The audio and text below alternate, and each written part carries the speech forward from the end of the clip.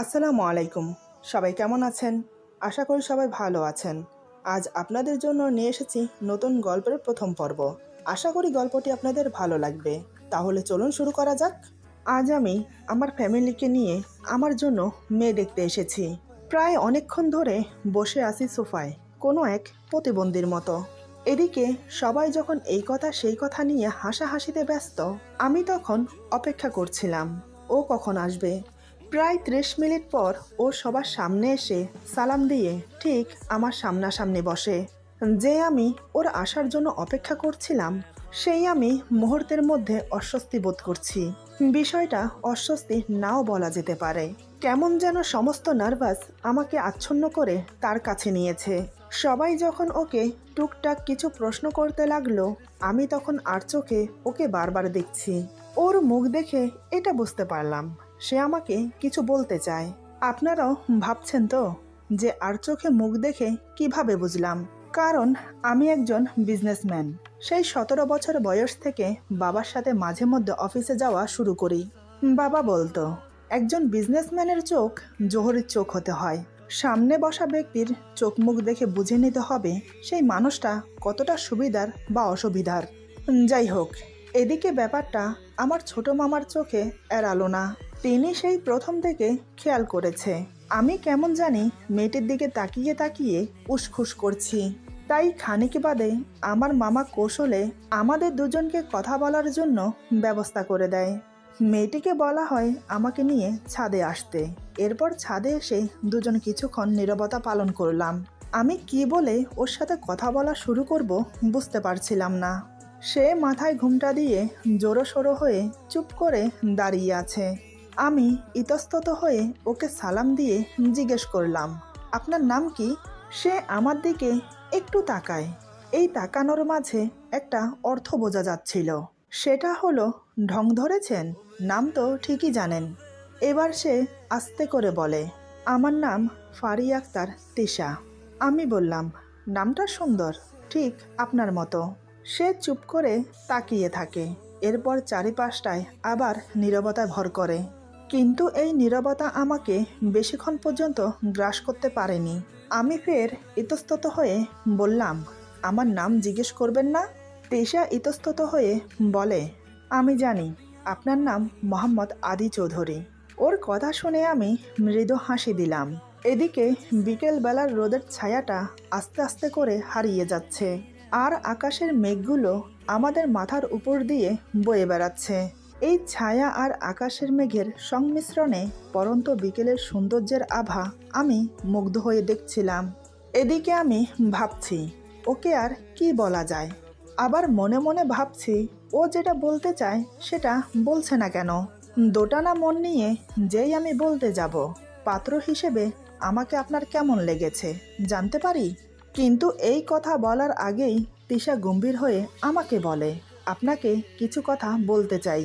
আমি মাথা নাড়িয়ে হ্যাঁ সূচক সম্মতি দিয়ে বললাম, বলুন। সে আরও একটু সময় নিল। তারপর আমার দিকে তাকিয়ে বলে, আমি বুঝতে পারছি না আপনাকে কথাটা কিভাবে বলবো, বা আমার বলা উচিত কিনা। আসলে আমার একজনের সাথে রিলেশন আছে। ওর মুখে এমন কথা শুনে আমি কিছুক্ষণের জন্য চুপ হয়ে গেলাম। তবে বিষয়টা আমি মারাত্মকভাবে নেইনি, কারণ এই সময়টায় এসব বিষয় হার হামেশাই হয়। আমি বললাম, পরিবারকে জানাননি কেন? তিশা বলে, বলার মতো একটা পরিস্থিতি থাকতে হয়। সেই পরিস্থিতিটা আমার জন্য এখনো আসেনি। সুজন এখনো চাকরির জন্য চেষ্টা করছে। ভেবেছিলাম চাকরিটা পাওয়ার পরই বিষয়টা নিয়ে বাসায় কথা বলবো, কিন্তু তার হলো কই। আমি কিছু না বলে গম্ভীর হয়ে ওর দিকে কিছুক্ষণ তাকিয়েছিলাম। তারপর পায়চারি করতে লাগলাম। তিশা আমার দিকে অদ্ভুত দৃষ্টিতে তাকিয়েছিল। সে মনে মনে ভাবছে আমি এমনভাবে পায়চারি করছি কেন। অনেকক্ষণ পর আমি পায়চারি বন্ধ করে বললাম, আপনাদের সম্পর্কটা কি খুব গভীর? আমার প্রশ্নের কী উত্তর দেবে বুঝতে পারছিল না সে, কিন্তু আমার এই কথার ধরনটা ঠিকই বুঝতে পেরেছিল। তারপর সে খুব স্বাভাবিকভাবেই বলে, আপনি যেমনটা ভাবছেন তেমন কোনো সম্পর্কই হয়নি। সম্পর্কটা শুধু ভালোবাসার মধ্যেই সীমাবদ্ধ। এই প্রান্ত থেকে অপর প্রান্তের মানুষটাকে মিস করার মতো। আর শত শত অনুভূতিটাই হচ্ছে আমাদের সম্পর্ক। আমি একটু মাথা চুলকিয়ে বললাম, ঠিক আছে, এটা কোনো ব্যাপার না। আপনি চাইলে আপনাকে আমি সাহায্য করতে পারি। তিশা আমার সাহায্যের কথা শুনে ভ্যাবাচাকা খেয়ে বলে, কি কি কিরকম? আমি বললাম, সুজনের সাথেই যেন আপনার বিয়েটা হয়, এই ব্যাপারে একটু হেল্প না হয় করলাম। তবে একটা শর্ত আছে, বোঝেনি তো, আমি একজন বিজনেসম্যান। ছোট বড় ডিল করতে করতে অভ্যাস আমার। তাই ধরে নিন এই শর্তটাও একটা ডিলের মতন। তিশা ভ্রু কুঁচকে আমার দিকে তাকিয়ে বলে, শর্ত? কিসের শর্ত? আমি বললাম, কিসের শর্ত সেটা না হয় পরে বলছি। প্রথমে আমি আপনার বাবা মায়ের কাছ থেকে সময় নেব। এই বলে আপনি আর আমি দুজন দুজনকে ভালোভাবে চেনা জানার একটু প্রয়োজন আছে। দুজনে একটু বুঝে তারপর ডিসিশন জানাবো। আর শর্ত হচ্ছে, সুজনকে আমি চাকরি দেব। তবে সুজনের চাকরি হওয়ার পরেও এই বিষয়টা বাসায় জানাবেন না। কম করে হলেও 3 মাস জানাবেন না। এই জন্য জানাবেন না কারণ মানুষ পরিবর্তনশীল। টাকা পয়সা মানুষকে পরিবর্তন করে দেয়। আমার মতে সুজনকেও বোঝার দরকার আছে। সুজনকে বোঝার পর তার পরিবর্তন আপনার কাছে যদি পছন্দ না হয়, তাহলে কিন্তু আমাকে বিয়ে করতে হবে। রাজি? এটাই হচ্ছে আমার শর্ত। সে আমার দিকে অপলক্ষীনভাবে তাকিয়ে আছে। আমি বললাম, সিদ্ধান্ত নিতে তাড়াহুড়োর কোনো প্রয়োজন নেই। আপনি চাইলে 30 মিনিট সময় নিতে পারেন, মাত্র 30 মিনিট সময়। এই 30 মিনিট সময় কিন্তু অনেকটা সময় ভাবার জন্য। 60 সেকেন্ডে 1 মিনিট, আর 30 মিনিটে আধা ঘন্টা। বুঝতেই তো পারছেন, অনেকটা সময়। ভাবুন, ভেবেচিন্তে উত্তর দিন। এই বলে আমি রেলিং ধরে দাঁড়িয়ে পড়লাম। বেশ কিছুক্ষণ সময় কেটে গেল। তিশা আমার শর্ত শুনে বেশ কিছুটা অবাক হয়। তারপর ভুরু কুঁচকে আমার দিকে তাকিয়ে খুবই কনফিডেন্সের সাথে বলে, আমার সুজন কখনো এমন হবে না। সে আমাকে যথেষ্ট ভালোবাসে। তার প্রতি, তার ভালোবাসার প্রতি আমার বিশ্বাস আছে। আমি মুচকি এসে বললাম, তাই বুঝি? তাহলে আপনি আমার শর্তে রাজি আছেন? তিশা বলে, হ্যাঁ, আমি আপনার শর্তে রাজি আছি। আমি বললাম, ভেবে বলছেন তো? কারণ এখনও কিন্তু আপনার হাতে টাইম আছে, আরও ভাবতে পারেন চাইলে। তিশা বলে, এখানে ভাবাভাবির কি আছে? আমি জানি আমি জিতব। আমি বললাম, বিশ্বাস করা ভালো, তবে কাউকে অন্ধের মতো বিশ্বাস করা এটাকে বোকামি ছাড়া আর কিছুই বলে না।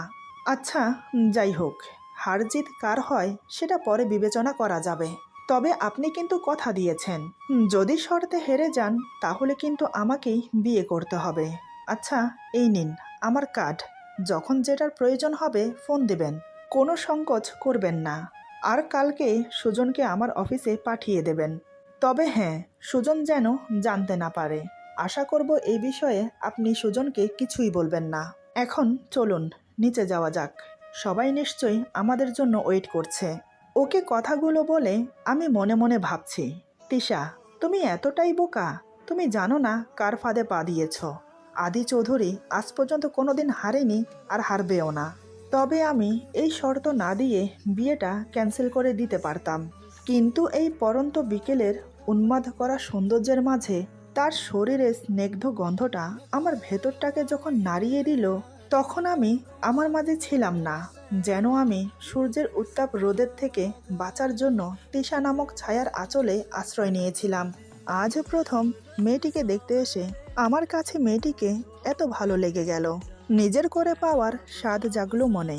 ছলে বলে কৌশলে ওকে তো আমি আমার করেই ছাড়ব।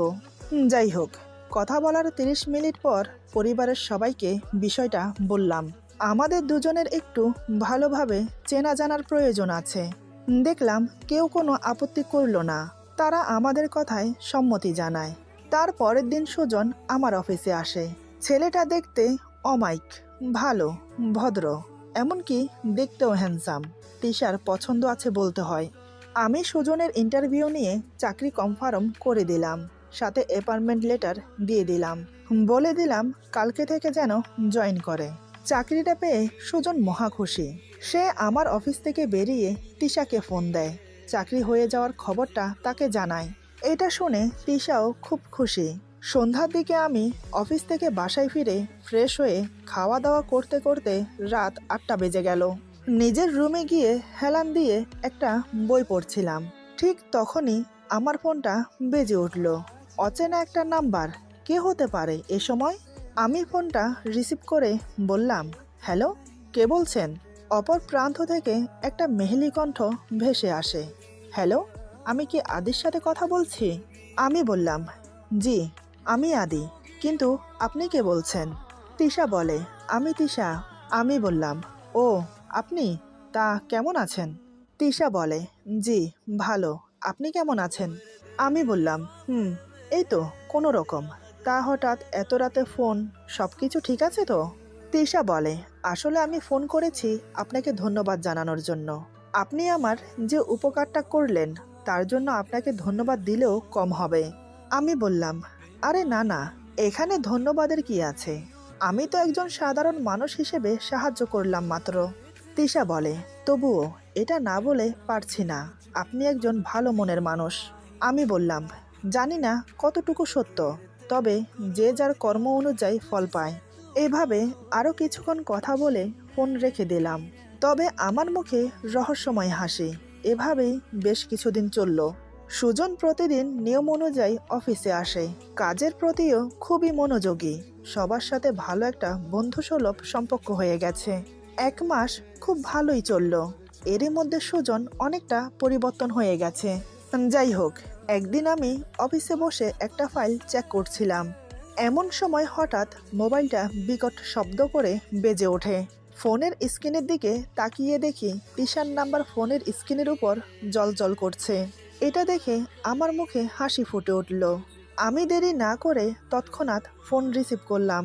আমি বললাম, বলুন, কেমন আছেন? অনেক দিন পর কল করেছেন, তা হঠাৎ কি মনে করে? তিশা বলে, আমি ভালো নেই, আপনি কেমন আছেন? আমি বললাম, ভালো আছি। তা আপনি কেন ভালো নেই জানতে পারি? যদি আপনি বলতে চান তাহলে বলতে পারেন আমাকে। তিশা বলে, প্রথমত আমি বলি যে আমি আপনার থেকে বয়সে ছোট, তাই আপনি আমাকে আপনি করে না বলে তুমি করে বলতে পারেন। আমি বললাম, অনুমতি দেওয়ার জন্য ধন্যবাদ। এবার বলো, কি হয়েছে তোমার? তিশা বলে, আসলে হয়েছে কি, সুজন কেমন জানি হয়ে গেছে। আমি বললাম, যেমন? তিশা বলে, সুজন এখন আগের মতো আমার সাথে কথা বলে না। কেমন যেন এড়িয়ে এড়িয়ে চলে আমাকে। আগের মতো ঠিক সময় দেয় না। ফোন করলেই বলে, এখন কাজে বিজি আছি, পরে কথা বলবো, এই বলে ফোন কেটে দেয়। কিন্তু পরে আর ফোন দেয় না। রাতে ফোন করলেও বলে, আমি খুবই টায়ার্ড, ঘুমোবো। কি হচ্ছে বলুন তো আমাকে? সত্যিই কি ও খুব ব্যস্ত? আমি বললাম, না, অফিসে তো আপাতত তেমন কোনো কাজ নেই। এখন তো সন্ধ্যা 6টার দিকে অফিস ছুটি হয়ে যায়।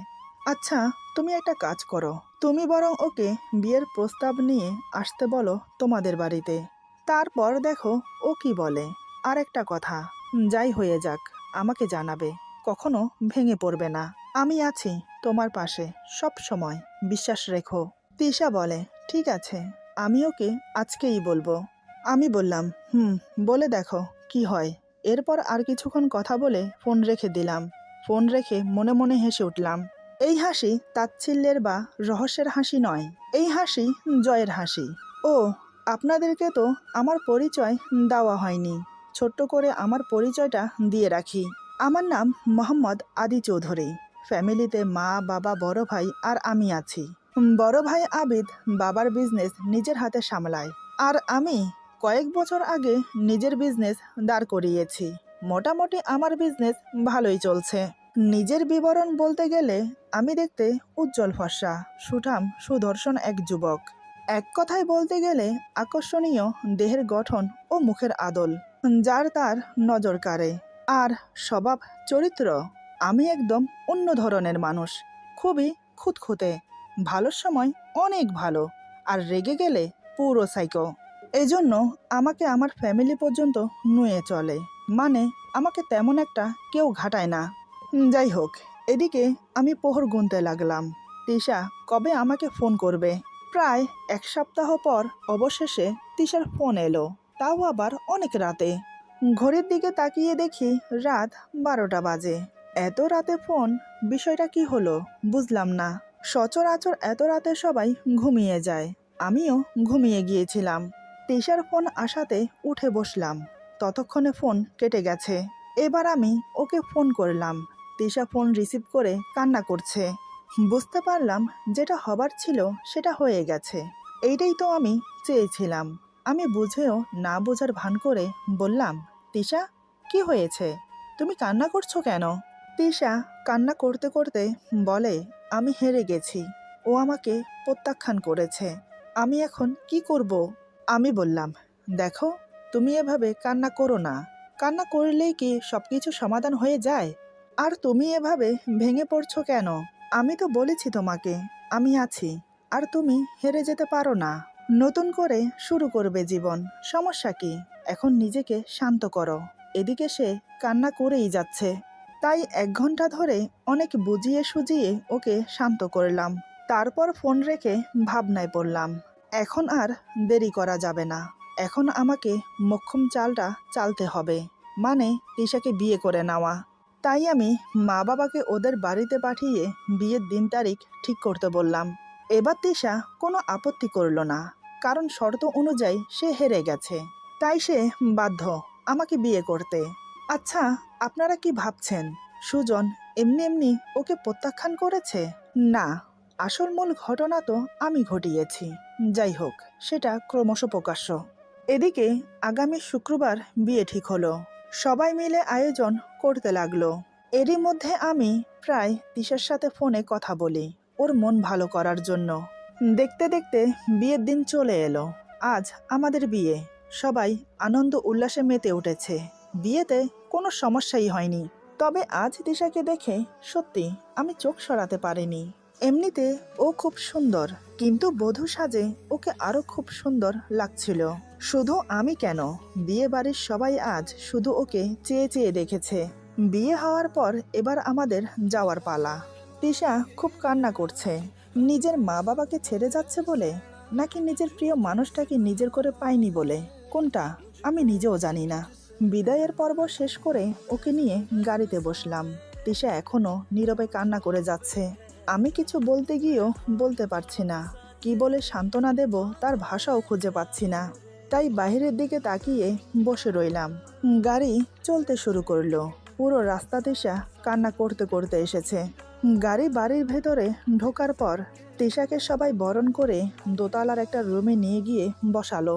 কানাঘুষোয় যা শুনলাম, আজ নাকি আমাদেরকে বাসর ঘরে দেবে। তাই আমার রুমটা আমার বন্ধুরা মিলে সবাই ফুল দিয়ে সাজাতে লাগলো। সবকিছু কেমন যেন ম্যাজিকের মতো হচ্ছে।